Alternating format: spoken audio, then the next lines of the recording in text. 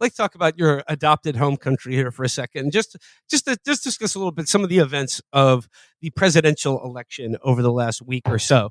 The crown jewel of which was the much touted Donald Trump, Elon Musk, Twitter/X space. It was touted as not an interview, but a conversation between the two most important men in the world.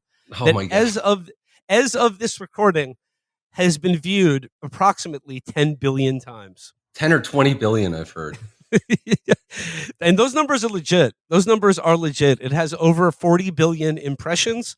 And in fact, X's analytics shows that there are thousands of generations yet to be born that have also experienced this and formed an opinion of it in some sort of fourth dimension of space. But Dan, you listened in on the Trump Musk space. I did. And wow, what can you report to us from this? Because all I heard from it was that it didn't work. It didn't work for like the first half hour. I think I mean, I'm not sure if it was exactly 30 minutes that went by before anything was, because you would go to the space and you would just see the avatar of Trump and the avatar of Elon, and it would be like 0 people in attendance. and then just like something went wrong. And then so Elon immediately claimed that there was a massive like denial of service attack on the space. Yeah. Some guy replied and was like, Democrats are trying to shut this down. And Elon went, yep. Like, it's my favorite thing he does when someone says something like insane, where the implications of it would be like monumental, like people would go to prison. Like people will say things to him where they're like, I heard that Democrats are finding murderers at the border and they're letting them loose to go kill your family, Elon. And Elon's like, yeah, I'm hearing about that. Yeah. I'm looking into it. Yeah. Seems correct. I'm thinking about like looking into that. Yeah. Just like these insane that like there's a Democratic hacker botnet and they're like, the last that we will lose this election if a 78-year-old man talks about, his favorite off-Broadway productions with the least charismatic man in the world. We have to DDoS this. But not only that, like not only did he just like tweet out, "Yep, seems like it," or "Yep." When the space started working, the first thing he said was, "There appears to be a giant denial of service attack on us because what President Trump has to say is dangerous." Like that. That was the gist of it. And then what President Trump had to say was like a fucking, at least for the first 15 or 20 minutes, it seemed like an eternity, just a mournful recollection of the time he almost got killed. It was like him talking about that, and like Elon is so fucking inept, he doesn't realize like how much that scared Trump. Yes. So there was kind of a sense of like Trump is horrified of his own mortality. This probably like changed how he sees himself, how he sees the world forever. He legitimately, probably has PTSD from it. And Elon's like, yeah, and you were actually like Chuck Norris. Yeah, you did that. And you were like my favorite meme, brave platypus. The platypus was brave. Now, did Elon did Elon make any note or mention of the second shooter theory that I've been seeing sort of crop up in various places? No, because not that I heard. I mean, the thing he did try and do was sort of insinuate the Trump Secret Service that there was some kind of failure, like security failure, and Trump immediately kind of rebuked that. And there was a nice moment where Trump was recollecting like the security guards leaping on him and covering him.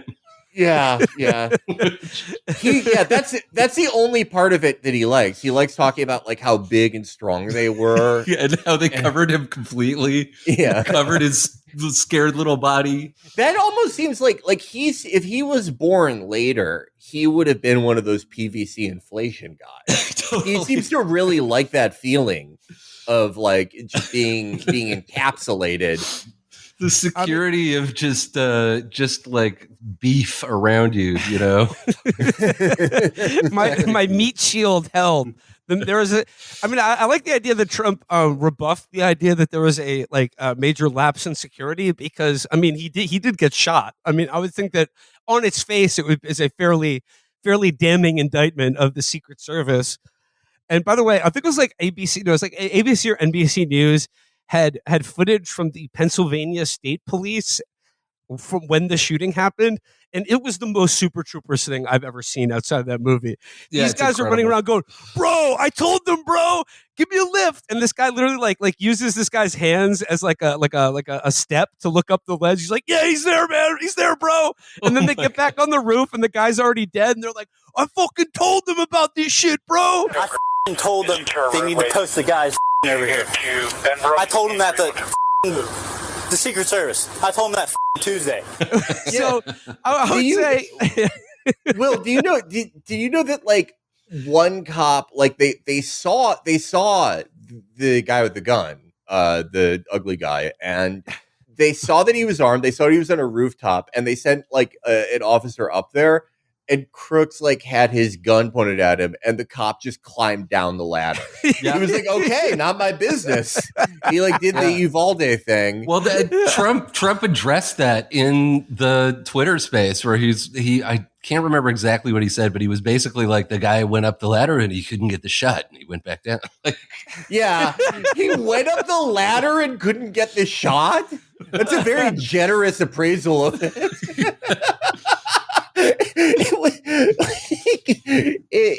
I mean, I guess like he likes anyone who's like a big, strong guy, and he doesn't want to like impugn any handsome, any of our handsome first responders, be they troops or cops or whatever, Firemen, delivery man. Let's not forget EMS. Let's not forget EMS. Pizza delivery guy. Yeah, but well, first of all, the clips I heard of it made it sound like Trump had some sort of like extreme lisp. Today, they're using all their money and borrowing money just to live. It's a horrible thing that's happening. I'd never heard him sound like that. I don't know if this was just an audio issue or his dentures were falling out, but like they claim it's an audio issue. Yeah, the Trump campaign then released like a cleaned up audio where he wasn't sounding like Sylvester the cat anymore. But like more than anything, I was struck by like, one, how absolutely desperate Elon Musk is to get like some juice back from Trump on his X, the Everything app. Yeah. Because, and also just how low energy Trump was. And like, maybe it's just, he doesn't want to be interviewed about his near death experience or have it be implied that his own Secret Service is trying to kill him. But Musk's cringing, desperate grasping of like, he wants to profile because, look, many people have pointed this out. Trump is probably the greatest poster in the history of Twitter. Mm-hmm. And then nothing could be more indicative of where this campaign is going, that he returns to Twitter to promote this stupid space that like it took a half an hour to get started. And this is, by the way, an audio only stream on the website run by the richest man in the world, who constantly intones about how he set up X to like support freedom of speech against attacks by the government. He had how long to prepare for this shit? I mean, like, even if you believe it was a DDoS attack that caused it to crash, like, why? Weren't you anticipating this? Can't you get your audio only streamed for your interview with the most important man in the world to work properly? No, he cannot. I mean, Twitter is juiceless. Like, Trump was super low energy. You know, the drill account has been sold off to like, it's over. But no, the thing that is really like a stand-in for where I think Trump's campaign is right now is that the other, you know, he posted on Twitter to promote this Fugazi interview with Elon Musk, and then the other thing that the Donald Trump account posted was this unbearable AI video of him and Elon dancing like schmucks. Yeah, it was just this terrible AI generated video, and it was just like, you know, people are pointing it out. It's gotten so bad that Trump is posting cringe, something he's never done before. He is posting cringe. Striking out. It's crazy. Yeah. Somebody had a perfect assessment of that video, which was that it's going to be inflicted on nephews by uncles. You know, at family gatherings, it's just gonna be like, hey, like, watch this. But my sub jib jab style internet videos. Totally. My big takeaway from listening to that, I mean, it was it was like the one thing that it shouldn't have been, which is it was fucking boring. Like it was super boring to sit through.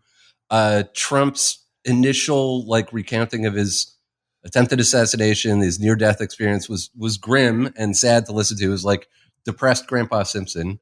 And then, he kind of got some juice back when he started talking about immigration with Elon, where he claimed that not only are murderers and rapists being sent to America, but also non-productive members of society. Yeah, there were some funny gaffes. So like for how his voice sounded, I think like it's one of two things. His dentures weren't in, Yeah. or it's just like there was so much like packet loss and shit that like no one could sound good. Who knows? I could see Trump having a weirdly antiquated internet connection, but like as the immigration stuff is when he really got rolling. Yeah. And what's interesting, we've talked a lot about how there are these parallels between Trump 2024 and Hillary 2016. The interesting thing with this call is it reminded me a lot of the like activist calls that Hillary would do in 2016. That's a huge call. Yeah, because it was like absolutely nothing in there that attracts independence. Like no independent hears that and is like, oh, this guy isn't like, weird and scary to me. Yeah.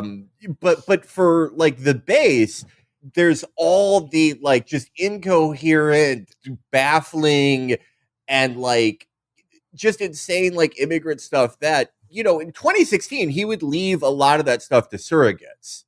Like it was still like a very anti-immigrant campaign, but the really like insane European style, like right-wing immigration demagogue stuff, he sort of would try to tone that down, at least coming from him directly during the general election. But, in a mirror to Hillary's activist calls, like the response to this, the only positive response has been to like people who were always going to vote for him, no matter what, going, oh, this really cheered me up. He really gets it. He really knows about like, mestizo skeletons and how they're smaller than Germanic ones. Yeah. I mean, my two big takeaways from that whole thing, besides how depressed he seemed at the beginning and the lisp, there was a very small moment where you could tell Trump was like getting bored and annoyed with. I don't think he likes Elon Musk. No, he hates him. I think he despises him. And there was a great moment after they were talking about like nuclear power and how Nagasaki is okay now. So people shouldn't be afraid of nuclear power because it's a functional city. But then there was this little aside where Trump was like, well, Elon, I know if you want to do the AI and we have to do the AI because everyone's competing on the AI. And I know you and your people are a big fan of the AI. If we have to do the AI, we have to double the power output of the United States. And Elon just completely glossed it over. And was just like, oh yeah, sure. And then I was at the same time I was kind of looking through like, you can see who's listening. There was like 200,000 people. But for the first time in like 6 months, I was like, oh my God, bored apes. There's so many fucking bored ape avatars. Yeah, those are the bored apes have replaced the forgotten men and women of the 2016 campaign. Those are the new forgotten men and women of America. No more people who got screwed by NAFTA. It's people who like are holding on to their bored ape, hoping that the Seth Green TV show happens. That's right. That's right. Hoping that those charges against BitClout don't stick. Yeah. The whole thing seemed very desperate, more on Musk's part than Trump. I just think Trump was like low energy because he was just probably crabby and just didn't want to be there. I mean, that photo of him just like looking sullenly at a phone, just like at a desk at his big like conference room in Mar-a-Lago or wherever he was broadcasting from.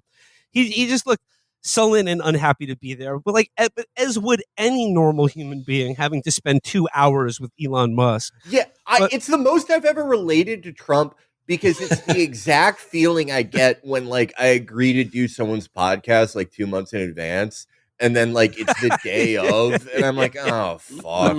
Like what can I lie? What can I lie about? Or what? Nah, that would be bad. I should do this. It's the exact same feeling.